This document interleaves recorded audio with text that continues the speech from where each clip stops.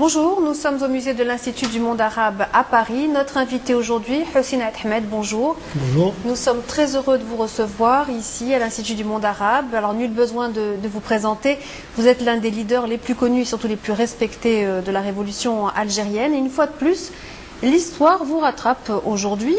Vous êtes en effet au cœur d'une polémique et qui nous ramène un demi-siècle en arrière. C'était le fameux détournement par l'armée française de l'avion marocain qui a amené 5 leaders du FLN à Tunis.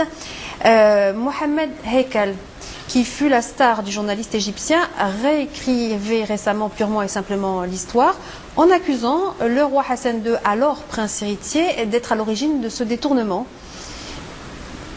Ben, écoutez, vous savez, en tant qu'Algérien, j'ai l'habitude de ne plus m'étonner de voir ressurgir des mensonges ridicules et excentriques dont la seule fonction est de totalement travestir les réalités.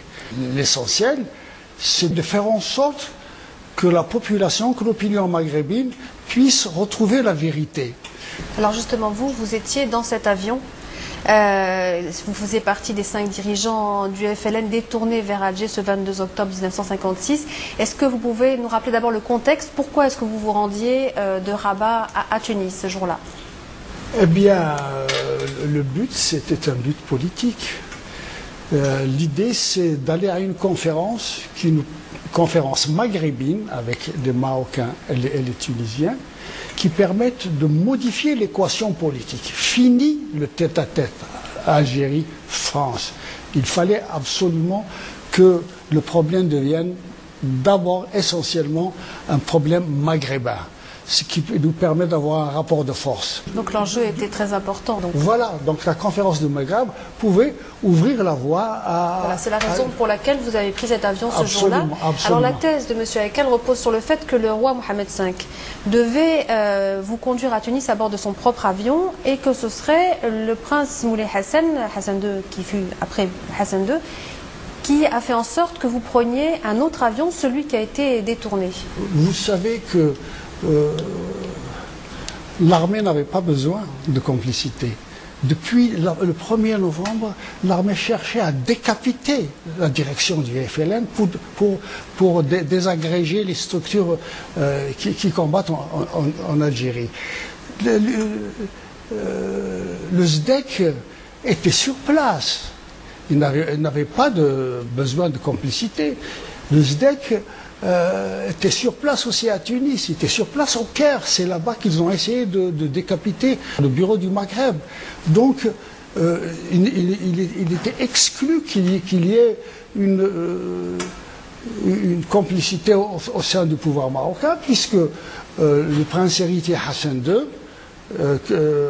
a transmis au roi Mohamed V ma crainte lorsqu'ils ont décidé que nous partions ensemble dans le même avion que le roi. Je les ai mis en garde. Je n'étais pas d'accord, je les ai mis en garde contre les risques courait le roi Mohamed V. Vous aviez-vous suggéré de prendre un deuxième avion, de ne pas voyager en même temps? Absolument, c'est moi qui ai suggéré. Oui. Et bon, il est évident que la responsabilité incombe au SDEC d'ailleurs. Les préparatifs de l'enlèvement sont assez parlants. Alors justement, on y revient. Au cours de ce vol, donc le DC-3 d'Air Maroc atterrit à Alger au lieu d'atterrir à Tunis, ce qui est une surprise. Et puis là, c'est l'armée qui vous attend et qui vous arrête. Les 5 donc, dirigeants du FLN qui se trouvaient à bord de cet avion. Quel était l'objectif principal de la France en réalisant cette opération? Ne parlons pas de la France, l'objectif de l'armée. Parce qu'en fait, c'est l'armée qui avait je dirais, le monopole d'en finir avec la révolution algérienne. Donc ils ont de tout temps essayé, d'un côté, de faire des offensives dans les montagnes, mais en même temps d'en finir avec la direction extérieure. Et en nous arrêtant, ça pouvait désagréger totalement l'organisation intérieure. C'était décapiter un peu la tête, enfin décapiter le FLN à ce moment-là. Voilà. Alors nous avons retrouvé une émission, Les Dossiers de l'écran, à laquelle vous avez participé, c'était en 1982 sur la 2e chaîne française. Regardons ensemble un court extrait de l'intervention de Max Lejeune. qui était en 1956 secrétaire d'État français aux forces armées. Il s'agissait de quoi? Il s'agissait de l'interception d'un avion. Interception qui était demandée par le général commandant en chef en Algérie et par le général commandant la région aérienne de Nord d'Afrique. Hein, Brandon. Il fallait une réponse tout de suite. J'étais secrétaire d'État à la guerre, chargé de suivre les opérations militaires en Algérie.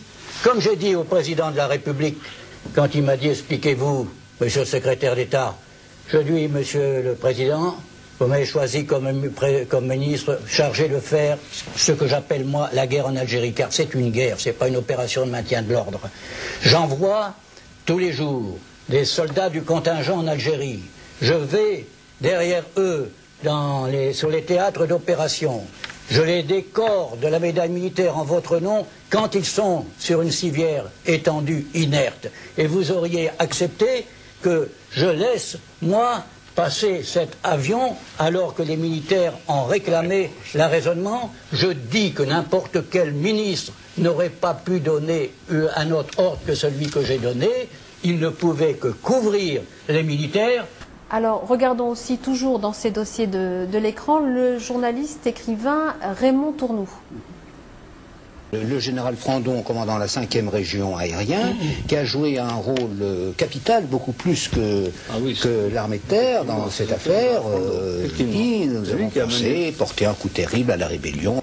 Alors, que pensez-vous de ces deux déclarations? Eh bien, la stratégie fondamentale de l'armée qu'exprime Max Lejeune et même l'autre personne qui était écrivain, c'est il fallait à tout prix empêcher la conférence de se tenir parce qu'il pourrait y avoir des conséquences irréversibles en faveur d'une autre solution que celle de la guerre totale. Non, ce que je peux dire,